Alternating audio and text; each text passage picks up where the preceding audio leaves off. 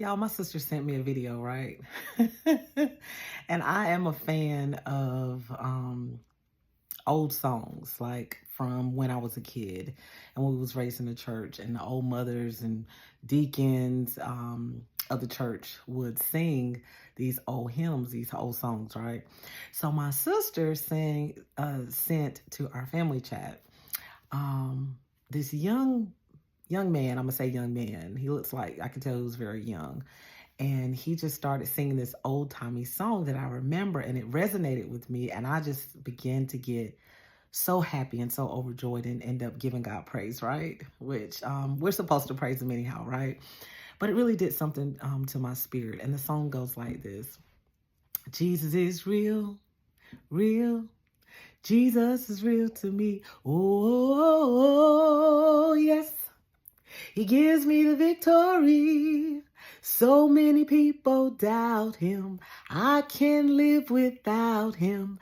That is why I love him so, because he's so real to me. Now, the young man that was singing the song, he didn't sing it like that. Now, he sang it like, literally like the old mothers and the deacons in the church used to sing it, like really slow, and where it was almost like Tyrion, where it like resonates with your soul. And it was an anointed individual that was singing the song, and oh my God, it really, really, really blessed my soul.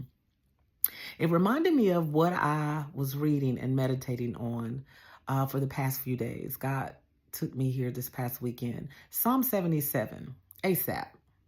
And no, for y'all that are listening, I am not talking about ASAP Rocky, the rapper. I am talking about Asaph, the musician that's in the Bible during David and Solomon's era. But anyways, Asaph, the Bible doesn't say what actually was wrong with him, but he was in a time of trouble during Psalm 77.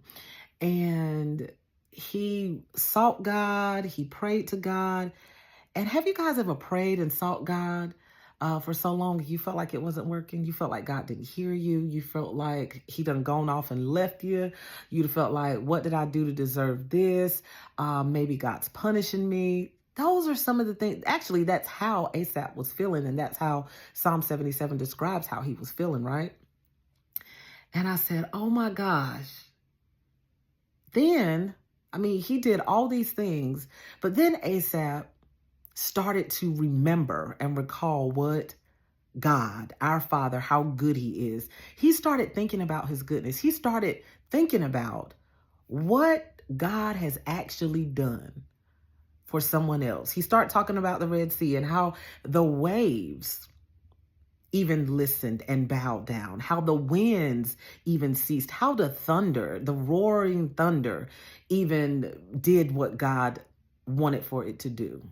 He started thinking about his goodness and how God brought others out. That's what we need to do. We need to know that Jesus is real, right?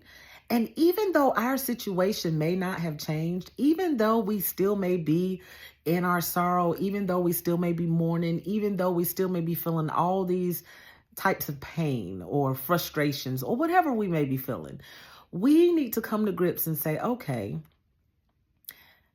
and this is what I was reading. Asaph didn't stay there. He didn't wallow in it for long.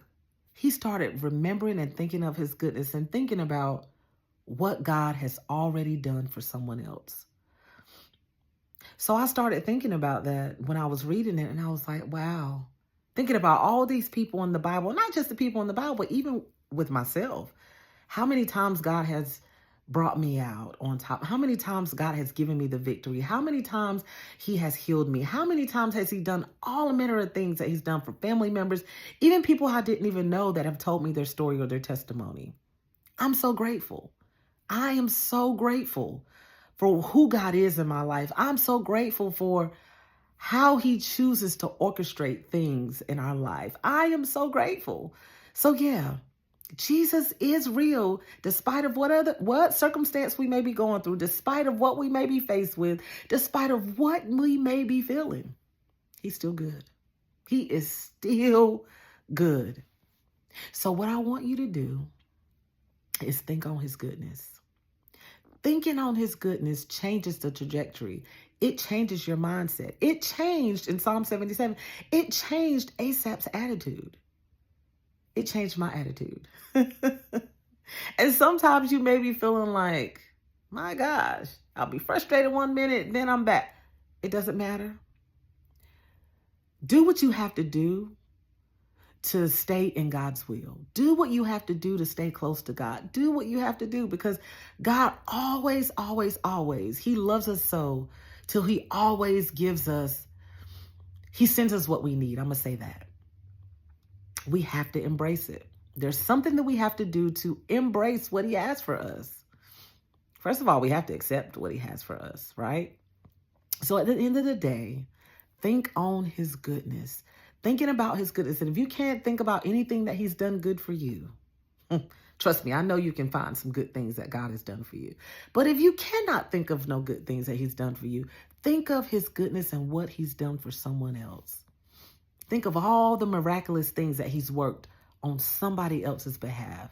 I guarantee you it'll change your attitude. I guarantee you it'll change your trajectory. It will change you from looking at your circumstance, from you focusing on your circumstance and focusing on what God has for you, focusing on his goodness. Because despite of how we feel, he still loves us. Despite of how you feel, he doesn't want you to focus on your circumstance. What God desires for you to do is get what you need to get while you're in that or faced with whatever situation you're faced with. God desires you're going to get something good out of it, despite of how bad it may be. God will get all the glory. Just allow him to get all the glory. And trust me, you're going to get something too. You will get something too. So yeah, that's what I have for today's seed, guys. I love y'all. I hope it was encouraging to you guys as much as it was encouraging to me today. I love y'all. Until we meet again, y'all take care.